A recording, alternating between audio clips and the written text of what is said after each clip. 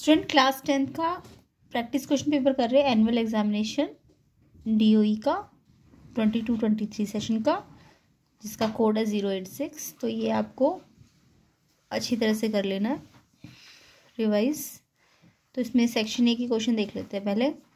तो first question है, in term of acidic strength which one of the following is in correct increasing order. तो आपको acidic strength के according इन acids को क्या करना है, इंक्रीजिंग ऑर्डर में लगाना है। ठीक है, तो इंक्रीजिंग ऑर्डर मतलब एसिडिक स्ट्रेंथ कब बढ़ती है, जब उसका पीएच कम होता है, ये तो पता है ना सबको। तो जैसे कि यहाँ पे आपके पास वाटर एसिटिक एसिड और HCl है, हाइड्रोक्लोरिक एसिड। तो आपको इनके पीएच पता होने चाहिए। देखो HCl का पीएच जो होता है वो 1 होता है, और एसिटिक एसिड का 4 होता है, और वाटर का 7 होता है। तो एसिडिक स्ट्रेंथ क्या करती है, पीएच के मतलब जितना पीएच कम होगा एसिडिक स्ट्रेंथ उतनी बढ़ेगी, यानी H+ आयन का कंसंट्रेशन उतना बढ़ेगा। तो सबसे ज़्यादा एसिडिक कौन होगा, ये HCl, उसके बाद ये होगा, उसके बाद लास्ट में ये होगा। तो आपको इंक्रीजिंग ऑर्डर बनाना है, तो पहले वाटर आएगा, फिर एसिटिक एसिड आएगा, फिर HCl आएगा। तो देखो कहाँ पे ऐसा, सबसे पहले वाटर, एसिटिक एसिड, फिर हाइड्रोक्लोरिक एसिड सबसे ज़्यादा एसिडिक होता है क्योंकि इसका पीएच सबसे कम होता है। तो ये ठीक ऑर्डर है ये। बाकी ऑर्डर्स में देखो ये पहले 7 लिख दिया, फिर 1 लिख दिया, फिर 4 लिख दिया, तो ये तो करेक्ट ऑर्डर नहीं है ना। तो एसिडिक स्ट्रेंथ कब बढ़ती है, जितना पीएच कम होता जाता है। तो इसका पीएच सबसे कम है 1, इसका उससे कम है, और वाटर का 7 होता है। ठीक है, तो ये ए आपका करेक्ट आंसर होगा इसका। नेक्स्ट क्वेश्चन देखते हैं, second question, which of the following are exothermic processes. तो एक्सोथर्मिक प्रोसेसेस में क्या होता है, जब रिएक्शन होता है तो हीट क्या होती है, इवॉल्व होती है। ठीक है, तो जब हम रिएक्शन वाटर का क्विकलाइम के साथ करते हैं तो हीट निकलती है ना, हीट रिलीज होती है। तो यस, ये एक्सोथर्मिक प्रोसेस है। डाइल्यूशन ऑफ एन एसिड, जब एसिड को डाइल्यूट करते हैं वाटर के साथ तो भी आपको पता है हीट निकलती है, तो ये भी है, हीट रिलीज होती है, तो एक्सोथर्मिक है। एवोपरेशन ऑफ वाटर में कोई हीट नहीं निकलती, और ना ही सब्लिमेशन ऑफ कैम्फर में, तो यहाँ हीट नहीं रिलीज होती है। तो किस किस में हीट रिलीज होती है, 1 और 2 में। तो 1 और 2 देखो कौन से ऑप्शन में है, तो ए ऑप्शन है, 1 और 2, तो ए इसका आंसर है। नेक्स्ट क्वेश्चन है, रिएक्शन किया गया X एंड Y के बीच में, तो कंपाउंड Z बना। X ने अपने इलेक्ट्रॉन लूज किए और Y ने अपने इलेक्ट्रॉन गेन किए। तो अगर एक ने लॉस किए इलेक्ट्रॉन और एक ने गेन किए, और उसके बाद जो कंपाउंड बना, तो गेन और लॉस से जो कंपाउंड बनता है, अगर X और Y से मिलके एक कंपाउंड बना Z, तो जब भी लॉस और गेन ऑफ इलेक्ट्रॉन से जो कंपाउंड बनेगा वो कैसे नेचर का होगा, वो आयनिक नेचर का होगा। तो Z कैसा कंपाउंड है, आयनिक। ठीक है, तो अगर ये बोलते लॉस और गेन हुआ है तो आयनिक कंपाउंड बनता है, और अगर बोलते ये इन्होंने शेयर किया होगा इलेक्ट्रॉन तो ये कैसा होता है, कोवेलेंट। बट अभी लॉस और गेन से बना है ना, तो ये आयनिक कंपाउंड है। तो Z अगर आयनिक कंपाउंड है, तो अब इन्होंने पूछा है क्वेश्चन में कि कौन सी प्रॉपर्टी है जो Z शो नहीं करेगा। Z आयनिक है तो वो क्या क्या प्रॉपर्टी है शो करेगा और क्या नहीं करेगा, आपको नहीं वाली पूछी है। तो has high melting point, yes, ionic compound का हाई मेल्टिंग पॉइंट होता है क्योंकि उनका फोर्स ऑफ अट्रैक्शन हाई होता है। हैज़ लो मेल्टिंग पॉइंट, तो ये नहीं होता, आयनिक कंपाउंड में लो मेल्टिंग पॉइंट नहीं होता। तो इलेक्ट्रिसिटी कंडक्ट करते हैं मॉल्टन स्टेट में आयनिक कंपाउंड, यस, ये भी ट्रू है। Occurs as solid, ionic compound solid form में होते हैं, ये भी ट्रू है। तो ये भी ट्रू है, ये भी ट्रू है, ये भी ट्रू है, बट इन्होंने बोला है जो नहीं दिखाते Z, तो ये वाली property has low melting point, ये वाली प्रॉपर्टी को नहीं दिखाएंगे, तो बी ऑप्शन इसका सही है। क्वेश्चन नंबर 4 देखेंगे, the acid having the highest hydrogen ion concentration is one with. तो ऐसे एसिड जिनका हाइड्रोजन आयन कंसंट्रेशन हाईएस्ट होता है, अभी मैंने थोड़ी देर पहले आपको बताया है कि जिसका पीएच सबसे कम होता है उसमें हाइड्रोजन आयन कंसंट्रेशन सबसे ज़्यादा होता है, यानी वो सबसे ज़्यादा एसिडिक होता है। तो देखो सबसे कम पीएच कौन सा वाला है, जो सबसे कम पीएच मतलब सबसे ज़्यादा हाइड्रोजन आयन। तो आपको याद रखना है हाइड्रोजन आयन क्या होता है, एसिडिक स्ट्रेंथ जो होती है किसी भी एसिड की, एसिडिक स्ट्रेंथ या उसका जो H+ आयन कंसंट्रेशन होता है वो उसके पीएच के इन्वर्सली प्रोपोर्शनेट होता है। जो भी H+ आयन कंसंट्रेशन होता है पीएच के क्या होता है, इन्वर्सली प्रोपोर्शनेट। तो जितना कम पीएच होगा हाइड्रोजन आयन कंसंट्रेशन या एसिडिक स्ट्रेंथ उसकी उतनी ज़्यादा होगी। तो सबसे कम पीएच किसका है, जिससे हाईएस्ट हाइड्रोजन आयन कंसंट्रेशन बन जाए, तो 1.8 है ना सबसे कम इनमें से। तो ये बी ऑप्शन इसका ट्रू होगा। अगर यहाँ पे हाइड्रोक्साइड आयन कंसेंट्रेशन बोलते तो फिर हाइड्रोक्साइड से डायरेक्टली रिलेटेड होते हैं पीएच जो होता है हाइड्रोक्साइड, जितना पीएच ज़्यादा होगा उतना ज़्यादा हाइड्रोक्साइड आयन कंसेंट्रेशन होगा। तो यहाँ पे अगर हाइड्रोक्साइड आयन कंसेंट्रेशन हाईएस्ट होता तो पीएच जिसका सबसे ज़्यादा होता, बट यहाँ पे हाइड्रोजन आयन कंसेंट्रेशन बोला है, तो ये याद रखना एसिडिक स्ट्रेंथ पीएच कम जिसकी होगी उसकी सबसे ज़्यादा होगी, तो यानी इन्वर्सली प्रोपोर्शनेट होता है हाइड्रोजन आयन कंसेंट्रेशन किसका, पीएच का। तो इसका बी ऑप्शन है आंसर में। क्वेश्चन नंबर 5 देखिए, एक एल्यूमिनियम स्ट्रिप है जिसको हमने इमर्स किया, मतलब डुबोया किसमें, फेरस सल्फेट सोल्यूशन में। फेरस सल्फेट सोल्यूशन में हमने एक एल्यूमिनियम स्ट्रिप को डाला और एक टेस्ट ट्यूब में लिया था सोल्यूशन जो है हमने सल्फेट सोल्यूशन, और उसमें हमने एक एल्यूमिनियम स्ट्रिप डाली, तो क्या चेंज देखा गया। तो देखो जब भी एल्यूमिनियम और फेरस सल्फेट को हम रिएक्ट करेंगे, यानी फेरस सल्फेट के सोल्यूशन में एल्यूमिनियम डालेंगे तो क्या होगा, देखो फेरस सल्फेट का जो स्टार्टिंग में कलर होता है ना वो ग्रीन होता है, ठीक है। तो इन्होंने बोला है कि green solution slowly turns brown, brown colour का तो नहीं होता, ये तो नहीं होगा। Lower end of test tube become slightly warm, ये भी नहीं होगा। A colourless gas with the smell of burning sulphur is observe, smell भी नहीं आएगी क्योंकि एल्यूमिनियम क्या करेगा, सल्फेट को डिस्प्लेस कर देगा ना, फेरस को अलग कर देगा, तो यानी कि एल्यूमिनियम सल्फेट में अपने में लेगा तो कोई सल्फर गैस भी नहीं बनेगी। तो डी ऑप्शन ठीक है, लाइट ग्रीन सोल्यूशन जो था फेरस सल्फेट का वो किस में चेंज हो जाएगा, ब्लू कलर में, तो ये ट्रू है, डी ऑप्शन ट्रू है इसका। नेक्स्ट क्वेश्चन देखेंगे, विच of the following is true when HCl gas is pass through water. जब HCl गैस को आप वाटर में पास करते हो तो क्या होता है, देखो HCl क्या है, स्ट्रॉन्ग एसिड होता है, यस। तो एसिड का काम क्या होता है, कोई भी एसिड का काम क्या होता है, H+ आयन देना। तो H+ आयन देना जब कब देगा वो H+ आयन, जब उसे आप वाटर में डिजोल्व करते हो। तो जब भी HCl को आप वाटर के साथ डिजोल्व करते हो तो एक तो H+ आयन बनेंगे, है ना। उसके अलावा पानी में खुद H2O भी होता है ना, तो H2O और H+ जब मिलते हैं ना तो कौन से और क्या क्या बनता है, एक हाइड्रोनियम आयन भी बनता है।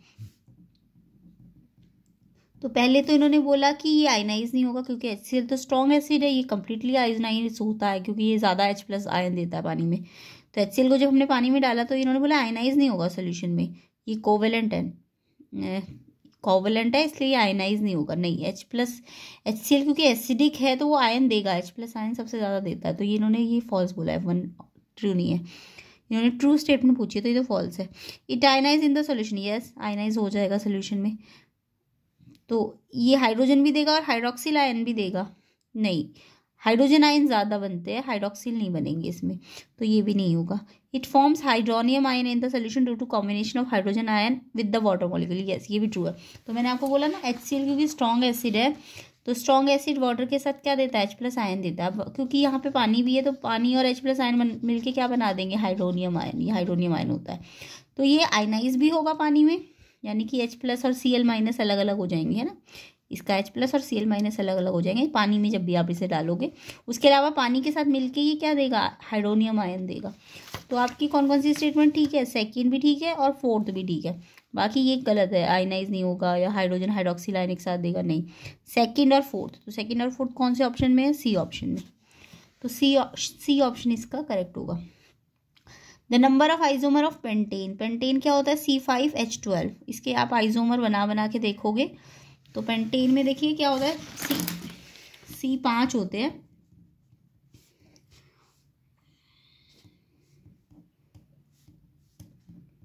तो C5 या तो स्ट्रेट चेन में होंगे या फिर कैसे होंगे, सिंगल ब्रांच में होंगे या फिर डबल ब्रांच में होंगे, ठीक है।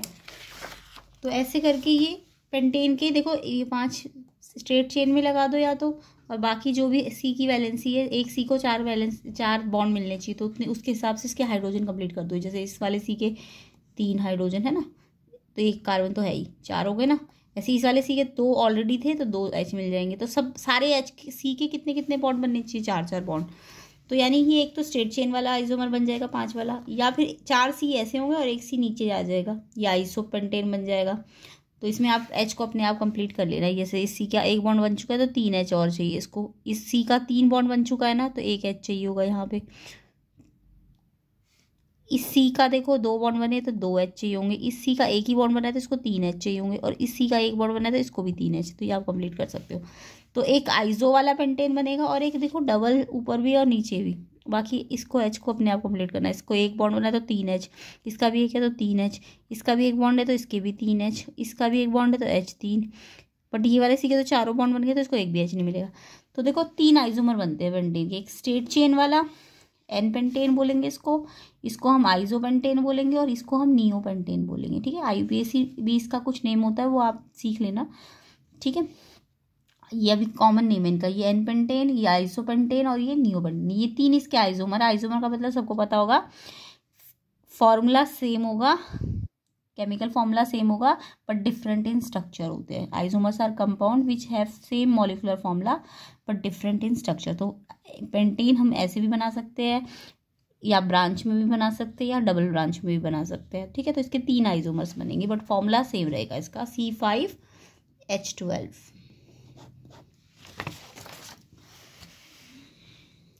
नेक्स्ट, तो इसका आंसर क्या है? B option 3। नेक्स्ट क्वेश्चन देखिए, root of the plant absorb water from the soil through the process of. जो रूट्स होती है प्लांट की, वो एब्जॉर्ब करती है वाटर को कौन से प्रोसेस से? तो डिफ्यूजन से तो नहीं करती, क्योंकि गैसेस एक्सचेंज होती है डिफ्यूजन में। ट्रांसपिरेशन में भी स्टोमेटा से वाटर लॉस होता है। तो ऑस्मोसिस प्रोसेस है जिसके थ्रू प्लांट वाटर को क्या करता है, जो रूट होती है प्लांट की, वो एब्जॉर्ब करती है वाटर फ्रॉम द सॉइल। तो ऑस्मोसिस इसका आंसर है। नेक्स्ट क्वेश्चन देखेंगे, the contraction expansion movement of the wall of the food pipe is called. Food pipe कभी कॉन्ट्रैक्ट करती है, कोई एक्सपेंशन करती है, तो इसकी जो मूवमेंट है वॉल्स की, उसको हम कहते क्या है? उसको हम कहते हैं पेरिस्टाल्टिक मूवमेंट। सी ऑप्शन इसका करेक्ट होगा। 10th क्वेश्चन देखिए, a Mendelian experiment consist of the breeding of tall pea plant की ब्रीडिंग, जिसमें वायलेट फ्लावर थे, शॉर्ट पी प्लांट्स के साथ जिसमें वाइट फ्लावर थे। तो प्रोगेनी में बोर वायलेट फ्लावर्स आए, लेकिन almost half of it's were short, आधे से ज़्यादा शॉर्ट थे। तो इसका मतलब genetic makeup of tall parent can be depicted, कैसे आएगा? तो इसका ऑप्शन है ऑप्शन नंबर सी। ठीक है, तो इसका आप बना के देखना तो ये मिल जाएगा, सी ऑप्शन है इसका।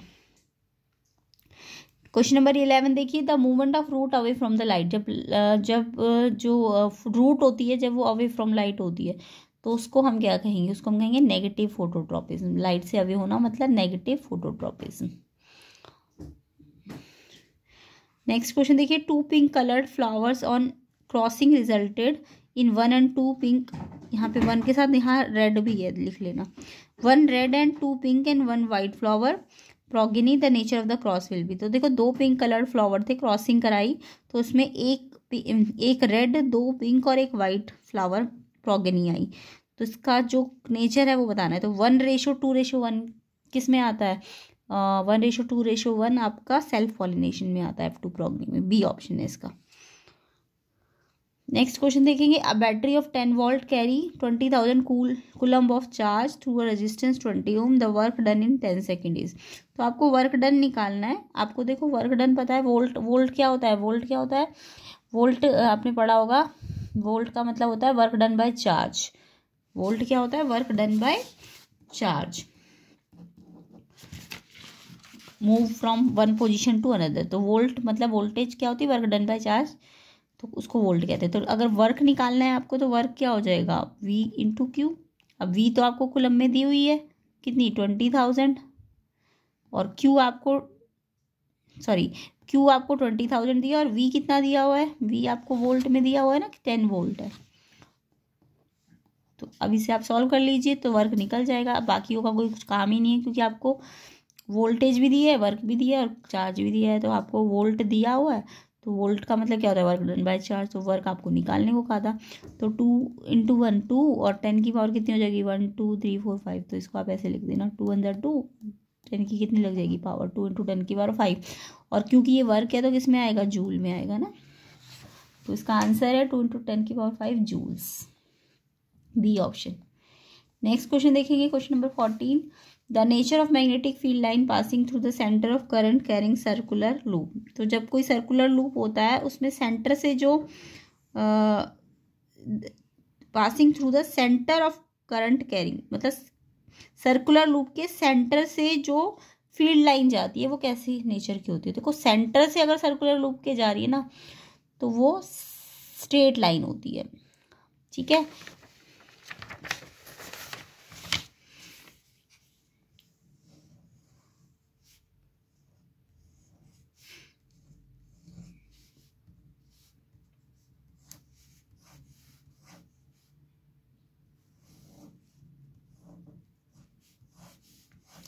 तो देखो ये अगर एक सर्कुलर लूप है, ये सर्कुलर लूप है, करंट ऐसे सर्कुलर लूप में चल रहा है, तो जो सेंटर, ये सर्कुलर लूप का सेंटर हुआ ना ये वाला, तो सेंटर से जो मैग्नेटिक फील्ड लाइन जाएगी वो हमेशा कैसी होगी? स्ट्रेट लाइन होगी।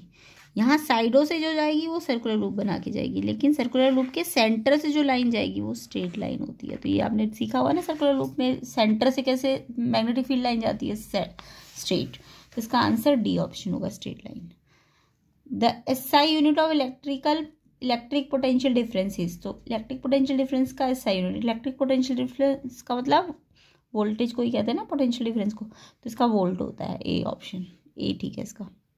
The factor on which magnetic field strength produce by A current carrying solenoid depends, solenoid में जो मैग्नेटिक फील्ड स्ट्रेंथ होती है वो किन फैक्टर पे डिपेंड करती है? सोलेनॉइड आपको पता है ना, एक कॉइल होता है, उसके अंदर हम कोर मटेरियल डालते हैं आयरन का, सॉफ्ट कोर, और फिर हम उसमें करंट पास करते हैं, तो जब जब करंट आता है तब तब वो मैग्नेटिक फील्ड बनाता है, और जैसे ही करंट निकाल देते हैं तो मैग्नेटिक फील्ड हट जाता है। तो वो एक इलेक्ट्रोमैग्नेट होती है, यानी कि कभी भी आप करंट निकाल सकते हो उसका, करंट दोगे तो मैग्नेटिक फील्ड आएगा, और करंट हटा दोगे तो मैग्नेटिक फील्ड हट जाएगा, या फिर करंट की डायरेक्शन चेंज कर दोगे तो मैग्नेटिक फील्ड की डायरेक्शन भी क्या हो जाती है? चेंज हो जाती है। तो उन्होंने पूछा है कि करंट कैरिंग सोलेनॉइड का जो मैग्नेटिक फील्ड की स्ट्रेंथ होगी वो किन फैक्टर पर डिपेंड करेगी? तो पहला फैक्टर बोला है magnitude of current, yes magnitude of current, अगर जितना ज़्यादा करंट दोगे आप सोलेनॉइड को उतना ज़्यादा फील्ड स्ट्रॉन्ग होगा मैग्नेटिक फील्ड, तो ये ट्रू है। नंबर ऑफ लूप, यस जितने ज़्यादा आप उसके लूप्स बनाओगे वायर के उतना ज़्यादा क्या होगा उसमें? मैग्नेटिक फील्ड स्ट्रेंथ होगा, ये भी ठीक है। नेचर ऑफ कोर मटेरियल, हाँ कोर मटेरियल अगर सॉफ्ट आयरन होगा तो उसका मैग्नेटिक फील्ड स्ट्रेंथ बढ़ जाता है, तो नेचर ऑफ कोर मटेरियल पे भी डिपेंड करता है।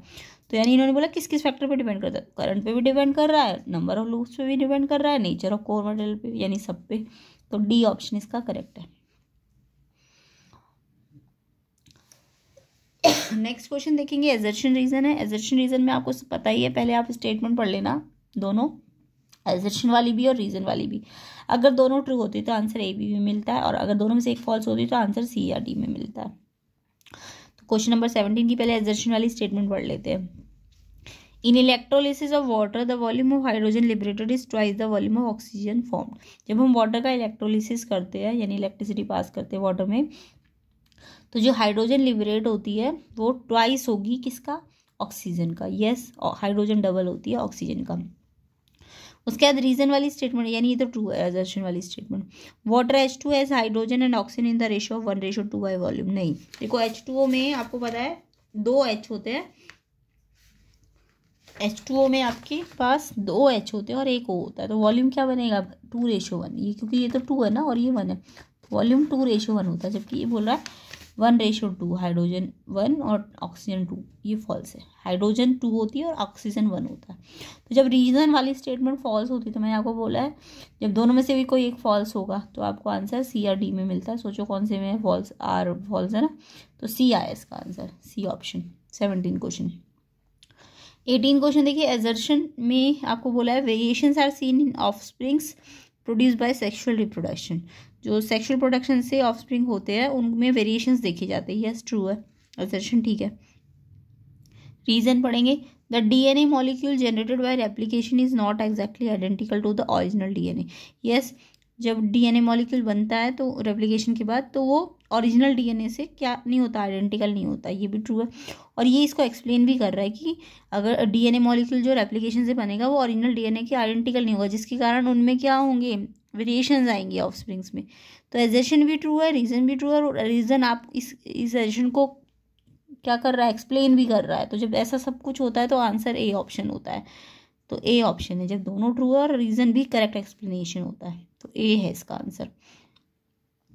क्वेश्चन नंबर 19 देखेंगे, एजर्शन कहता है इन anaerobic respiration one of the end product is alcohol. Yes, anaerobic respiration जो क्या होता है, या तो ऑक्सीजन की एब्सेंस में होता है या लैक ऑफ ऑक्सीजन में होता है। तो एनारोबिक रेस्पिरेशन में एक एंड प्रोडक्ट अल्कोहल बनता है, यस ठीक है, ये ट्रू है।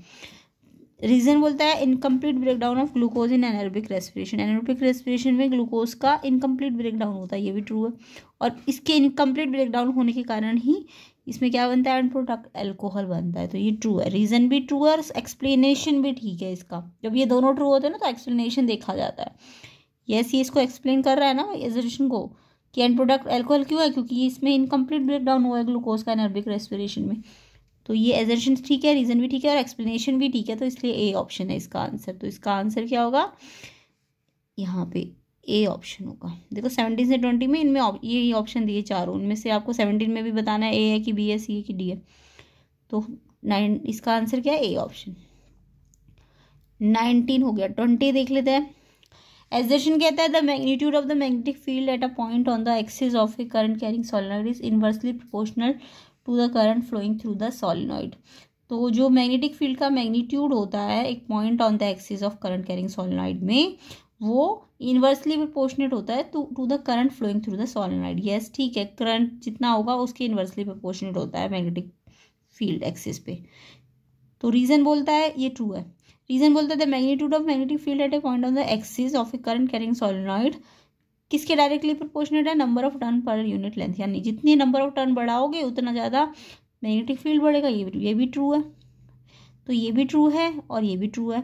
और ये देखो, ये इसके कारण ही, क्योंकि सोलेनॉइड में हमने जितने ज़्यादा नंबर ऑफ टर्न बढ़ाए उसके कारण मैग्नेटिक फील्ड बढ़ा, और उसके कारण जो हमारा एक्सिस पे करंट कैरिंग जो करंट था वो इन्वर्सली प्रोपोर्शनेट उसी के तो कारण हुआ है ना। तो ये रीज़न भी ट्रू है, एजर्शन भी ट्रू है और रीज़न इसको एक्सप्लेन भी कर रहा है, तो इसलिए ये ए ऑप्शन है। जब रीज़न ट्रू हो, एजर्शन ट्रू हो तो और एक्सप्लेनेशन भी ठीक हो तो यानी ए आंसर होगा। तो इसका आंसर भी क्या होगा, एजर्शन रीज़न में ए। तो यहाँ आपके सेक्शन ए ख़त्म होता है। सेक्शन बी आपको नेक्स्ट पार्ट में मिलेगा। तो ये सारे क्वेश्चन नेक्स्ट पार्ट में करेंगे हम। बाकी आपको अच्छी तरह से रिवाइज़ कर लेना है, जितना समझाया गया उसे भी रिवाइज़ करना है। एंड CBSE बोर्ड की प्रिपरेशन के लिए चैनल से जुड़े रहिए एंड वीडियो को शेयर कर देना, चैनल को सब्सक्राइब कर देना।